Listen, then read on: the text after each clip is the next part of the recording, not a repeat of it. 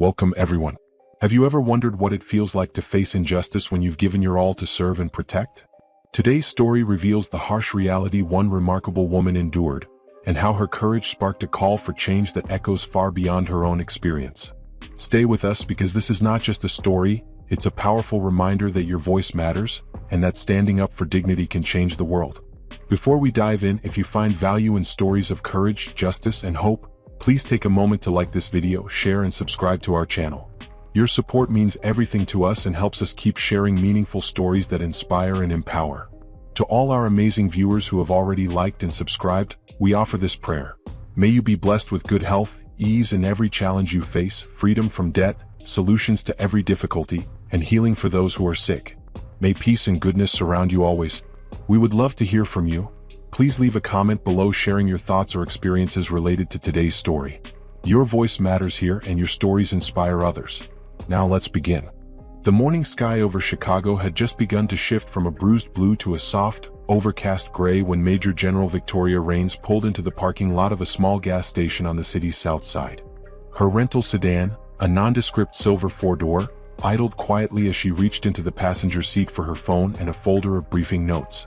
She was on her way to a classified meeting at a federal installation nearby, and despite the early hour, her mind was already sharp, rehearsing the key points she would present.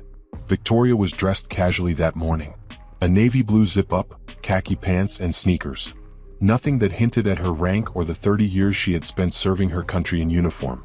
Her short hair was tucked neatly behind her ears, her expression focused but calm as she spoke into her phone using her car's Bluetooth system. "I'll be there in 15, she said, flipping through her notes. "Yes, the intel package is with me. No issues so far." She was mid-sentence when the flashing lights appeared behind her.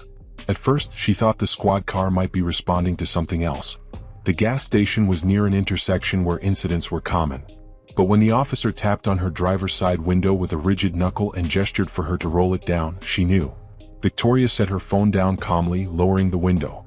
"Good morning, officer," she said with a professional, measured tone. The officer did not return the greeting. His name tag read M. Ramirez and his hand hovered near his belt. He was flanked by another officer, younger, blonde, and visibly tense. "Officer Kalen Moore. License and registration," Ramirez said. "You've been sitting here for a while." Victoria nodded slowly. "I pulled in to take a phone call and review some notes. I am a federal employee en route to a meeting. Here is my identification." She handed over a sleek, leather case containing her government ID, Department of Defense credentials, and a card identifying her as a Major General in the United States Army.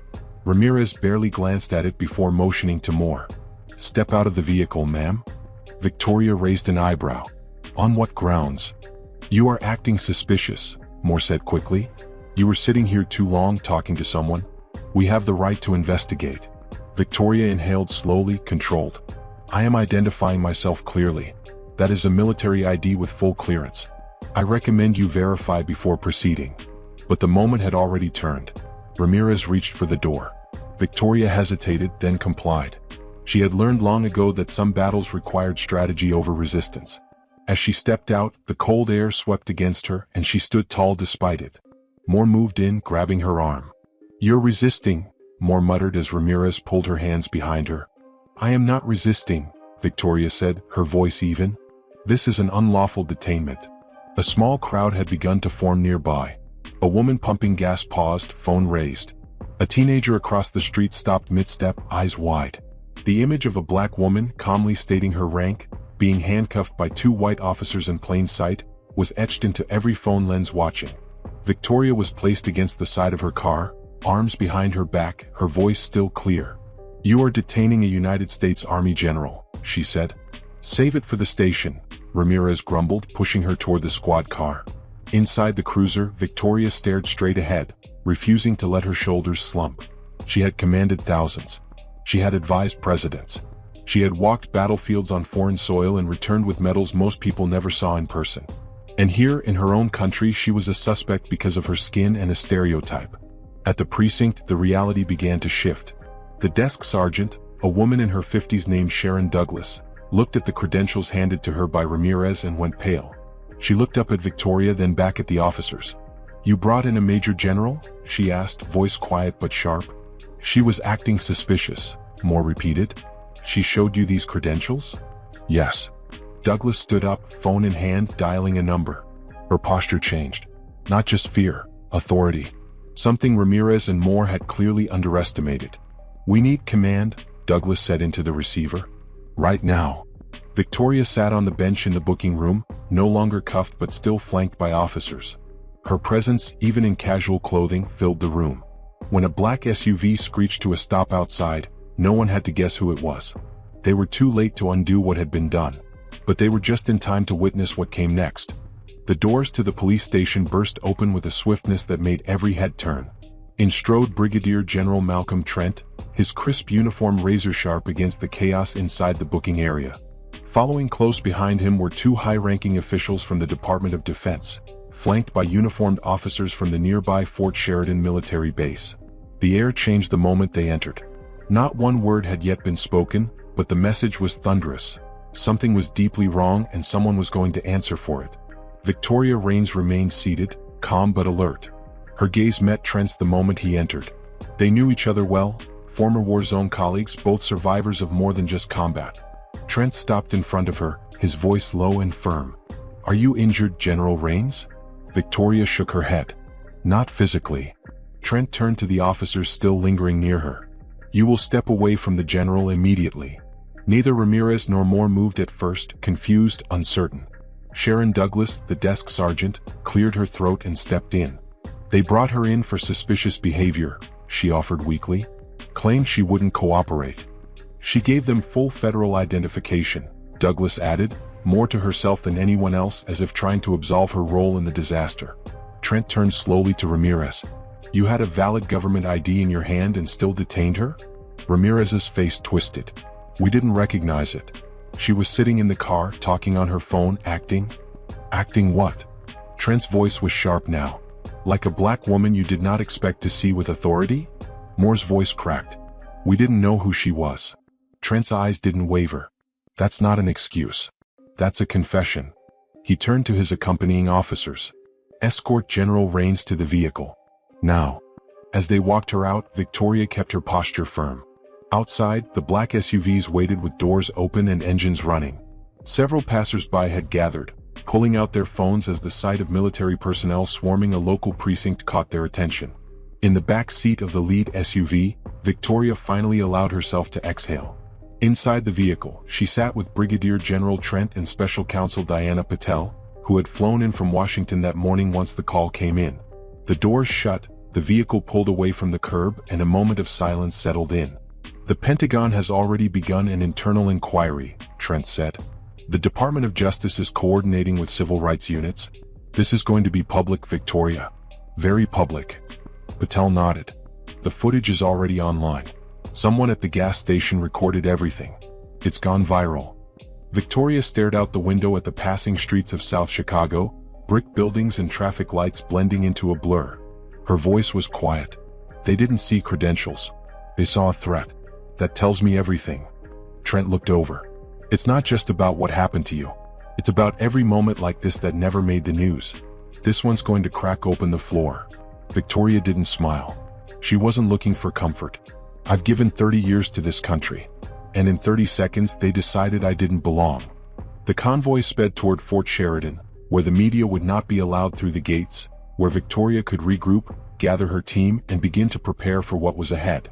But even before they arrived, the story had already taken on a life of its own. On social media, the video had been clipped, edited, reposted with captions that ignited the firestorm. Black female general wrongfully detained. Another case of profiling. From the battlefield to the back seat. Commentators debated across networks. Some fumbled to explain. Others leaned in with righteous fury. Veterans across the country issued statements of support. Prominent civil rights attorneys offered representation. And from the White House briefing room, the press secretary confirmed that the president had seen the video and was deeply disturbed. Meanwhile, back at the Chicago precinct, Ramirez and Moore sat in a private meeting room facing representatives from the Department of Defense and the Federal Bureau of Investigation. Their voices no longer carried swagger. Their shoulders no longer held arrogance.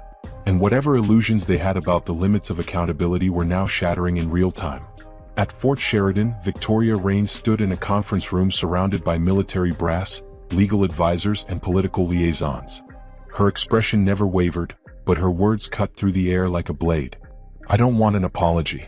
I want consequences, and I want the country to see them." In that moment, she wasn't just a general. She wasn't just a survivor of injustice. She was the storm coming for every institution that had taught itself how to look the other way. The war she had never asked for was here. And this time it was personal. By dawn the next morning, Chicago was no longer just a city waking up to its usual rush of commuter traffic and morning headlines. It was ground zero for a story that had erupted onto every screen in the country. The viral video, barely 2 minutes long, had ignited a national reckoning. Millions had already watched it. Some saw themselves in Victoria Rains' calm defiance. Others saw the system they'd long defended cracking open in public view. News vans lined the edges of Fort Sheridan, their satellite dishes pointed skyward, reporters live-streaming from makeshift tents. The military base itself remained sealed tight, but press requests flooded in by the hour. Every network wanted the exclusive. Every anchor wanted the quote. Inside the command building, Victoria sat with her communications advisor, a retired colonel-turned-strategist named Rhonda Bell, and special counsel Diana Patel. The air buzzed with urgency, but Victoria remained steady. Rhonda clicked through the screen showing trending headlines. General Rains detained while black. Chicago PD under fire. Justice for a soldier. "They're not waiting for our version," Rhonda said. "They're already telling it." Patel leaned in. "This is a cultural flashpoint. They'll move on to something else by next week unless we give them a reason not to." Victoria folded her arms, eyes narrowed on the screen. "I'm not here to feed the news cycle. I'm here to expose it." At City Hall, Mayor Denise Langford faced pressure from every side. Activists outside chanting through megaphones, political opponents circling like sharks, and the governor's office demanding accountability. Langford was sharp, seasoned, and knew this moment could define or destroy her administration. She called an emergency press briefing. Standing at a podium framed by Chicago flags, her voice rang with carefully measured resolve. "I've spoken directly with Brigadier General Rains. I have extended not only my apology, but my commitment to full cooperation. There will be a third-party investigation into the incident, led by the Illinois Attorney General's office. We cannot allow systems of authority to excuse acts of discrimination. Not in our city. Not on our watch." But outside the press hall, protesters were no longer interested in promises. Back at Fort Sheridan, Victoria walked slowly through the hall of the officers' wing, past portraits of commanders, past the flags that had draped too many caskets. She entered her quarters and locked the door behind her. For the first time in days, she allowed herself a breath in solitude. She sat on the edge of the narrow military cot, her uniform jacket folded neatly on the chair, her shoes beside the bed in precise alignment.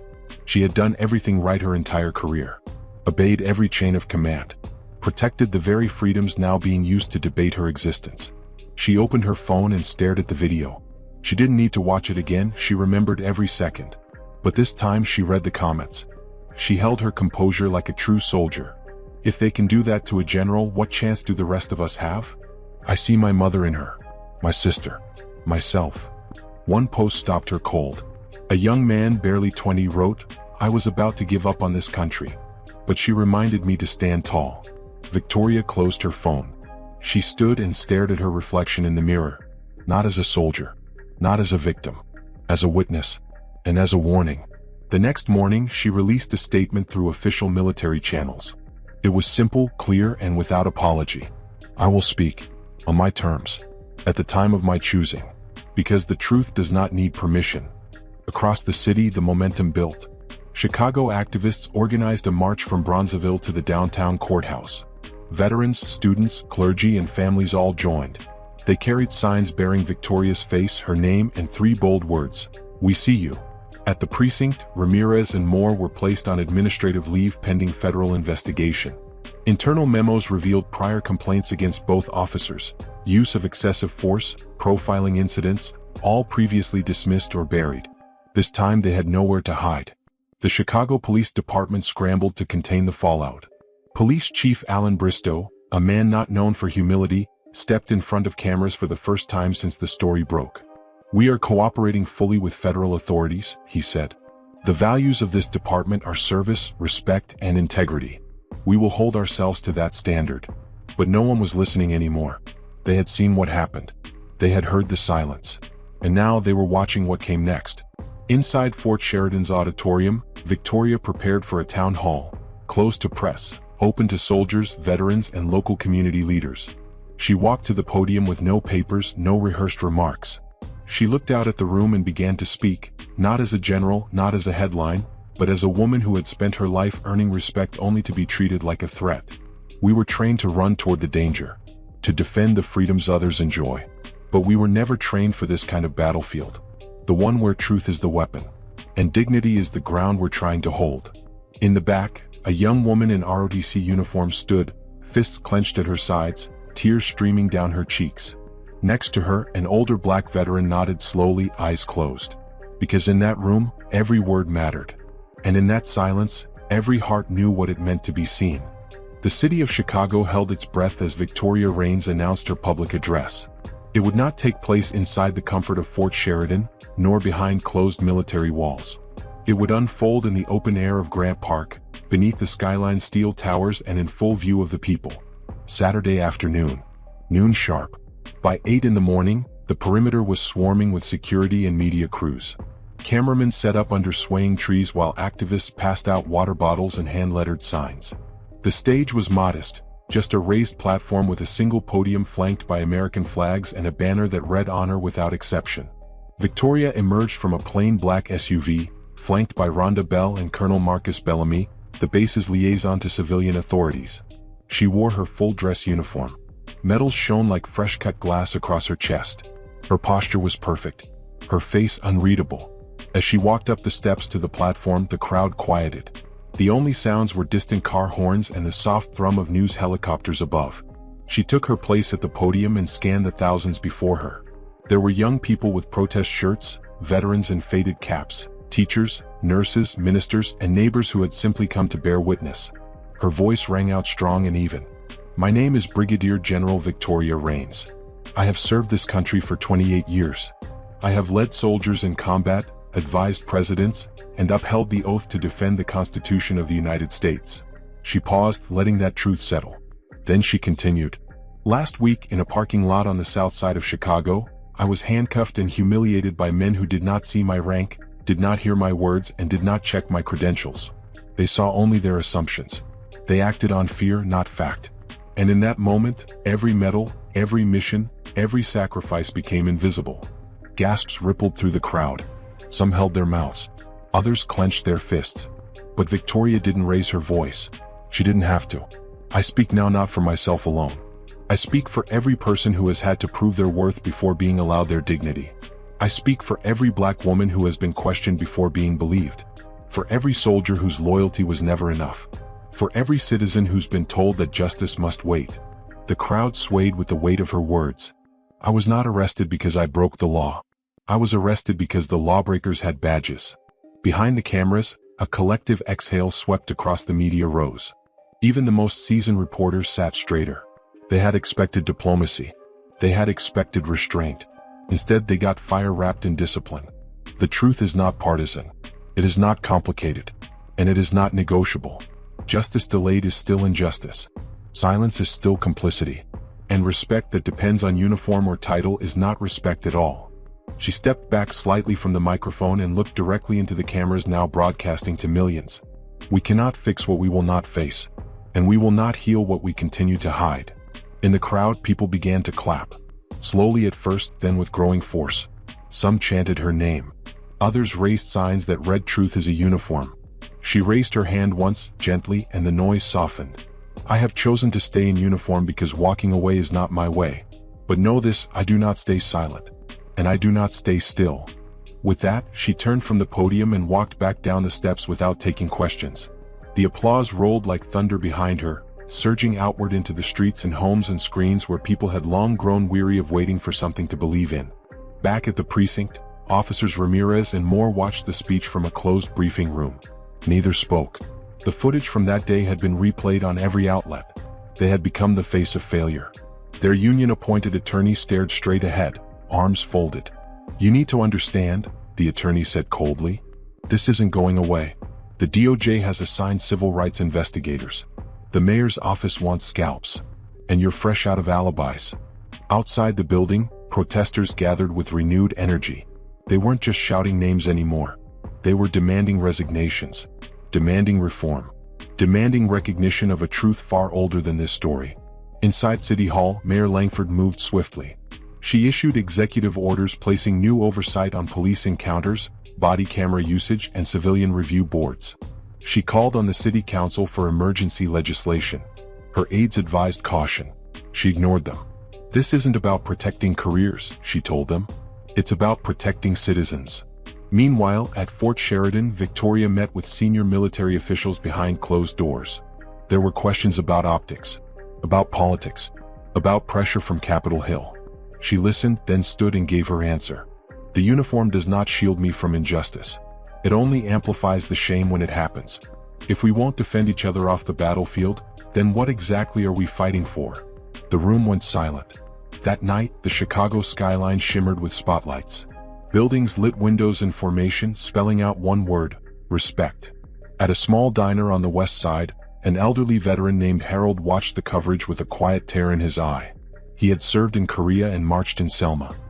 He tapped his cane once on the floor and whispered, "About damn time."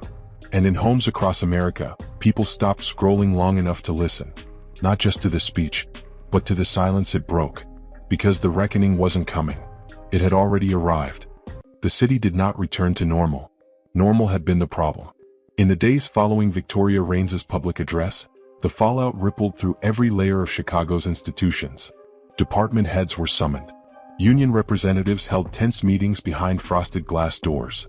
Political commentators circled the story like vultures, but the public stayed focused. This time they weren't just talking, they were organizing. Protesters gathered daily in Daly Plaza, their chants echoing off the walls of City Hall. Community organizers distributed flyers titled "Know Your Rights." Local schools invited veterans and civil rights leaders to speak in assemblies, bridging generations with painful honesty. The energy was different now. It wasn't just outrage, it was direction. The Chicago Police Department placed officers Ramirez and Moore on unpaid suspension, but the public wasn't satisfied with a procedural slap on the wrist. Investigative journalists uncovered a pattern of past complaints against both men. Excessive force, profiling, abuse of power, cases that had quietly disappeared under bureaucratic rugs. Not this time. The Department of Justice released a formal statement confirming a civil rights investigation into the incident and broader patterns within the Chicago Police Department. Federal agents arrived within 48 hours, suits crisp, questions blunt. They wanted records, footage, internal memos, and full cooperation. Mayor Langford made sure they got it. "I'd rather burn the rot out than let it keep spreading," she told her chief of staff. Meanwhile, at Fort Sheridan, Victoria remained composed but relentless. Every day brought new interviews, strategy calls, and legal consultations. Rhonda Bell handled most of the press requests, shielding her from the worst of the political noise, but Victoria refused to be a figurehead. She read every affidavit, every statement, every transcript. On the fourth day after the speech, she sat down with Special Agent Deborah Green from the Justice Department. A veteran of similar investigations in Ferguson and Minneapolis, Green had the sharp eyes and patient silence of someone who listened for a living. "General Raines," she began, voice steady, "we need to understand not just what happened, but how it was allowed to happen. Culture is harder to prosecute than conduct, but it's the root of both." Victoria nodded. "I'll tell you everything. But don't just look at the moment. Look at what trained them to see me as a threat. That's your case." Green's pen paused over her notepad, then continued. Back in the city, Ramirez's attorney filed an appeal against the suspension. Moore had already retained a private security firm for protection after receiving threats. Neither man had spoken publicly, but their silence only deepened the public's anger. In some circles, they were symbols of systemic decay. In others, martyrs of cancel culture. Victoria didn't care about those circles. She cared about the family who sent her a letter saying their teenage daughter now wanted to join the army because of her. She cared about the Vietnam vet who left a voicemail in tears, thanking her for saying what he'd never had the power to say. And she cared about every officer in uniform who reached out, anonymously or not, to say they were ready to see change, even if it meant tearing down what they once defended. Colonel Bellamy updated her daily on the internal reforms underway. A new training curriculum was being designed with civilian input. Implicit bias training was no longer optional. A whistleblower program was launched for enlisted personnel to report abuses without fear. The changes were real, tangible, but they weren't enough. Not yet. One evening, Rhonda walked into Victoria's office holding a slim envelope. "You need to see this," she said quietly. Inside was an invitation. A congressional hearing on systemic abuse within federal and local law enforcement had been scheduled in Washington, D.C. Victoria had been asked to testify. She stared at the letter for a long time. "They want a soundbite," she murmured. "No," Rhonda replied. "They want credibility. And whether you like it or not, you've become the face of it." Victoria leaned back in her chair, exhaustion pooling in her shoulders. She had spent her life avoiding the limelight. She believed in leading from the front, but quietly through action, not applause. And yet, here she was, caught in a storm of meaning she hadn't asked for but couldn't walk away from. "I'll do it," she said finally. "But I won't tell them what they want to hear." Rhonda smiled. "Good. Because the country needs to hear what's real." Meanwhile, the Chicago Police Department braced for the impact of the investigation. Chief Raymond Spencer, a veteran officer known for his tactical brilliance but political clumsiness, held a press conference flanked by legal advisors. "The incident involving Brigadier General Rains does not reflect the values of our department," he began, reading from a prepared statement. "We are committed to transparency, accountability, and community trust." His voice was firm, but his eyes betrayed fatigue. He knew what everyone watching knew. It was too little, too late. The questions from the press were brutal. "Chief Spencer, were you aware of the prior complaints against Officers Ramirez and Moore? Can you explain why body camera footage was initially withheld from public release? Has there been a systemic failure in your training and oversight procedures?" He answered each question with practiced language, but the public saw through it.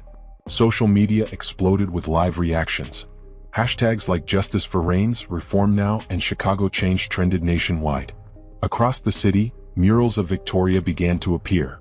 Her likeness, standing proud in uniform, painted on brick walls and subway tunnels. Not as a savior but as a symbol. A catalyst. Proof that truth could still move people to act. And at the center of it all, Victoria Rains remained steady. The storm had broken around her, but she stood anchored by purpose. Not vengeance. Not pride. But clarity. She knew the road ahead would be long. That progress would be slow and bitter and filled with pushback. But she also knew this was a beginning. And beginnings were never meant to be easy. Washington smelled like old ambition and polished floors. Victoria Rains had been in the Capitol before, but never like this. The corridors felt colder. The guards more watchful. The air somehow more oxygen-thin. She walked the long marble hallway with a calm face, her dress blues pristine, her boots echoing with each step. Colonel Bellamy and Rhonda flanked her like twin pillars, silent but unshakable. They arrived outside room 217 of the Rayburn House office building, where the Congressional Subcommittee on Law Enforcement Oversight had already gathered. Inside were 17 members of Congress.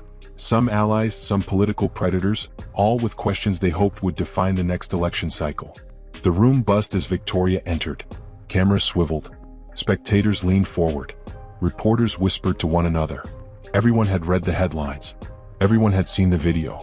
Now they would hear from the woman at the center of the fire. She was sworn in, reciting the oath with the same gravity she had used in war zones and strategy briefings. Then she took her seat before the microphone, the entire panel facing her like a firing squad dressed in suits. The chairwoman, Representative Lena Aldridge from Illinois, opened the floor. Her voice was steady and respectful. "General Rains, thank you for your service and thank you for being here. We recognize that you are not only a decorated military leader, but now also a symbol in a national conversation about justice. We'd like to begin with your own words in your own time." Victoria nodded once, then leaned in. "What happened to me in Chicago wasn't just a mistake. It was a symptom. A symptom of a system that rewards fear and punishes difference. That protects badges before it protects truth. That teaches officers to see a uniform and forget the person inside it, unless the uniform is unfamiliar to them." The room fell quiet. "I've spent 29 years earning the respect of this country," she continued. "But in a parking lot on the south side, 2 officers decided I wasn't worthy of basic humanity. And they didn't come to that conclusion by accident. They were trained, formally and informally, to respond to people like me with suspicion. They saw my skin before my service, my tone before my credentials. And that is your problem to fix." A few members of the panel shifted uncomfortably. Others took notes with sharpened focus. Congressman Robert McHale, a conservative from Texas, leaned forward. "General Rains, while we all agree what happened was regrettable, there are those who argue that moments like these are isolated and should not be used to indict entire systems. How would you respond to that?" Victoria didn't blink. If it were isolated, it would be rare. It's not. It's routine. The only difference this time is that someone was filming. If I had been a civilian without rank or record, my story would have ended in a jail cell, or worse. And you wouldn't be asking me questions. You'd be reading a news brief about another unremarkable tragedy. Another pause. Cameras clicked like insects. Rhonda nodded subtly from behind the row of aides. Representative Meera Patel of New York leaned into her microphone. "General, what changes would you recommend to prevent what happened to you from happening to others?" This time Victoria didn't look at her notes. First, mandatory civilian oversight boards with teeth, not just advisory panels. Second, eliminate qualified immunity for officers and confirm civil rights violations. Third, independent prosecutors for law enforcement misconduct, not local DAs with conflicts of interest. And finally, comprehensive reform in academy training. Emotional intelligence should be tested as thoroughly as marksmanship. A murmur ran through the room. "But most of all," she added, voice like steel, "change the culture. You can't legislate decency, but you can demand accountability." By the time she finished her testimony, even the skeptics on the panel had quieted. She had not given them a performance. She had given them a mirror and dared them to look. Outside the chamber, the response was immediate. Social media lit up again. Activists and veterans alike hailed her words. Clips of her testimony aired on every major network. Hashtags trended within the hour. But back in Chicago, the tension continued to rise. Inside a private meeting at the mayor's office, Police Chief Spencer slammed a folder onto the conference table. Across from him sat Deputy Mayor Carol Hernandez, arms folded, eyes hard. "We are being torn apart by this narrative," Spencer growled. "I've got officers afraid to walk into certain neighborhoods." "No," Hernandez replied. "You've got officers afraid of being held accountable. There's a difference. The department needs public trust." "Then earn it," she snapped. "You want the pressure to ease? Start by cleaning your house. Because right now, your reputation is a burning building, and the only thing we're asking is that you pick up a hose." Spencer rubbed his temples. The mayor had made her position clear: reform or resign. Elsewhere in the city, Officer Ramirez appeared for a closed-door internal affairs hearing. His lawyer spoke for him. More didn't even show. Their union reps fought hard, citing protocol and confusion. But the tide had shifted. Too many eyes were watching. Too many voices refusing to stay silent. Outside the police headquarters, protesters gathered again, this time not just with signs but with stories. Survivors of abuse. Family members of victims. Retired officers who admitted their regrets. The plaza became a mosaic of truths, layered one on top of the other like a mural made of memory. Back at Fort Sheridan, Victoria returned from D.C. and found a letter on her desk. It was handwritten, the penmanship old-fashioned and deliberate. "Dear General Rains, my name is Lila Thompson. I'm 83 years old. I marched in Selma, taught history in Englewood, and raised 4 sons who all served. I watched your speech with tears in my eyes. I just wanted to say thank you for showing the world that dignity has a spine." Victoria folded the letter slowly, pressing it to her chest before placing it inside her desk drawer. The city was not healed. The country had not turned a corner. But the door had been kicked open, and there was no putting it back on its hinges. She stood by the window watching the clouds drift over Lake Michigan and let herself breathe for just a moment. Then she turned back to work. The war had shifted from the battlefield to the boardroom, but she knew the rules. You prepare. You stay sharp. You lead. Always forward. The summer sun blazed over Chicago, but inside the city's council chambers, the temperature was rising in a different way. Tonight was the city's pivotal hearing on police reform, a moment many had waited for years. The auditorium was packed beyond capacity, every seat filled, every standing spot claimed. Community leaders, activists, officers, veterans, and ordinary citizens alike had come to witness a reckoning. Victoria Rains arrived early, her dress uniform once again impeccable, though this time with no medals displayed. She wanted to be just one voice among many. She sat near the front, flanked by Colonel Bellamy and Rhonda, the three united by purpose rather than rank. The hearing began with statements from various officials, some promising change, others offering cautious optimism. But the room's attention truly gripped when Victoria was called to speak. Standing at the podium, she addressed the crowd with a voice both calm and commanding. Change is never easy. It demands sacrifice, patience, and courage from everyone. It requires admitting that what we once accepted as normal was, in fact, wrong. For decades, people like me, people of color, women, veterans, have been pushed to the margins, treated as less than. It ends now. She paused, scanning the faces before her, young and old, hopeful and wary. This is not just a call for reform in policing. It is a call for transformation in how we see each other, how we value each other's lives, and how we ensure accountability at every level. As she spoke, an energy filled the room, a mix of determination and relief. People who had felt voiceless began to feel heard, and those who had resisted now faced undeniable truth. Following her testimony, the City Council unanimously passed a new set of sweeping reforms. Independent oversight boards with civilian members would be established, budget allocations for community policing would increase, and mandatory bias and de-escalation training would become standard practice. At last, the balance had begun to shift. Outside, as the crowd spilled onto the streets, chants echoed through the neighborhoods, calls for justice, calls for dignity, calls for respect. Victoria stood quietly, watching as her fellow Chicagoans reclaimed their city, their voices ringing clear. She thought of the parking lot where it had all started, of the two officers who had underestimated her, of the weight of history pressing down, and she smiled. Because the journey was far from over, but the story had changed. She had spoken the truth when her hands shook. She had fought for the dignity she, and so many others, deserved. And in the city by the lake, a new chapter had begun. The end. 7 moral lessons from Victoria Rain's story. 1. The power of resilience. Victoria's journey reminds us that resilience is not just about enduring hardships but standing tall and continuing to fight even when the odds seem insurmountable. Despite years of service, respect, and sacrifice, she faced humiliation and injustice. But she did not let this break her spirit. Instead, she chose to rise with dignity and strength. Life will often challenge us unfairly, but our ability to persist, especially in the face of discrimination and doubt, is what defines our true character. 2. The importance of accountability. One of the most critical lessons in this story is that accountability matters at every level, especially for those in positions of power. The police officers who misjudged Victoria faced consequences because the community, the law, and her courage demanded it. Without accountability, injustice becomes normalized. To build trust and fairness, individuals and institutions must take responsibility for their actions and learn from their mistakes.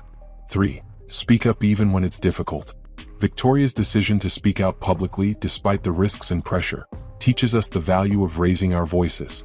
Silence in the face of injustice allows wrongdoing to persist. Speaking the truth requires courage, especially when it feels uncomfortable or frightening. But doing so can inspire others, open hearts and minds, and create momentum for real change. 4. Human dignity is non-negotiable. The story underscores that dignity should never be conditional based on skin color, gender, or status. Victoria's experience reflects a broader truth. Every person deserves respect simply because they are human. No uniform, title, or accolade can or should justify stripping someone of their dignity. Protecting this fundamental right is essential for a just and compassionate society. 5. Change begins with individuals willing to act. The transformation in Chicago's City Council and community came about because people refused to accept the status quo. Change doesn't happen magically, it starts with individuals who take a stand, who refuse to look away, who push others to see uncomfortable truths. Each person's courage to act, no matter how small it may seem, contributes to a larger movement for justice. 6. The importance of unity across differences. Victoria was supported by people from diverse backgrounds, veterans, community leaders, and even some within law enforcement. The story highlights that progress requires collaboration across divides. True justice and reform flourish when people unite around common values, setting aside differences to work toward shared goals of fairness and respect. 7. The journey toward justice is ongoing. Finally, the story reminds us that justice is not a destination but a continuous journey. Even after victories, vigilance is necessary to maintain and deepen reforms. Victoria's words reflect this understanding. The world might not change overnight, and sometimes it might not change within our lifetime. But every step forward lays a foundation for those who follow, ensuring that future generations inherit a more just and compassionate world. Disclaimer: this story is entirely fictional. Any resemblance to real people, places, or events is purely coincidental. It is created solely to provide moral lessons, motivation, inspiration, and valuable insights for viewers. The purpose of this video is to encourage reflection and learning, and it does not intend to represent or comment on any real-life situations or individuals. Thank you so much for watching and listening to this powerful story. Your time and attention mean a lot, and I hope it has inspired you to stand strong for justice, dignity, and truth, no matter the challenges you face. If this story touched you, please consider liking the video and subscribing to the channel for more stories that uplift, inform, and empower. There are many more journeys and lessons waiting for you in our other videos, so take a moment to explore and continue the conversation. Don't forget to leave a comment below sharing your thoughts or experiences. Your voice is important, and together we create a community that stands for change. Thank you again for being here. Until next time, stay strong, stay hopeful, and keep speaking your truth.